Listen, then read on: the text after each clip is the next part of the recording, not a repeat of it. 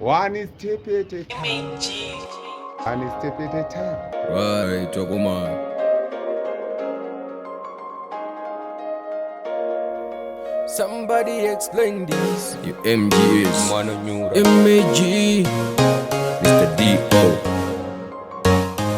Lyrical. Nikana paghetto. Inenge kuna muimba I patiki. Mino shino daro seko. Kwetu. Riganditi paivipo.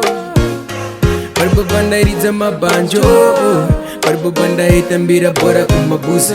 Paripo bandaizama kuita yaninoita. Vachishura vachinete vakapusa.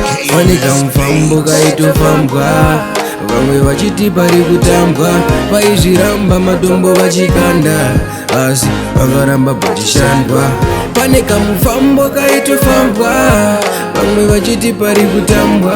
Vaizviramba matombo vachikanda. Asi pakaramba pachishandwa.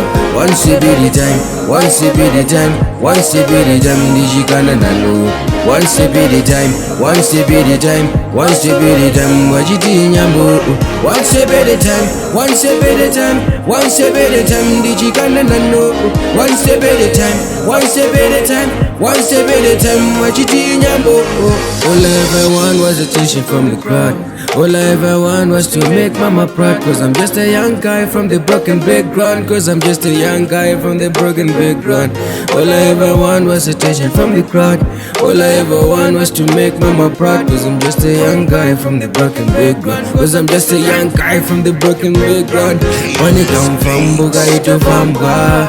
Vamwe vachit parikutambwa. Vaizviramba matombo vachikanda. Asi pakaramba pachishandwa. Pane kamfambo kaitofambwa. Vamwe vachit parikutambwa. Vaizviramba matombo vachikanda. Asi pakaramba pachishandwa.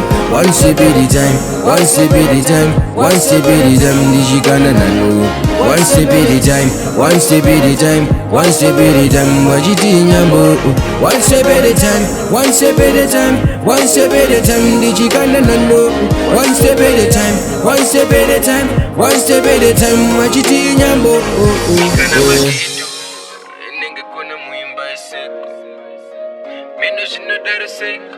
Kwetu. Riganditi paivipo. Mikana paghetto. Inenge kuna muimba Mino shino daro seko. Kwetu. Riganditi paivipo.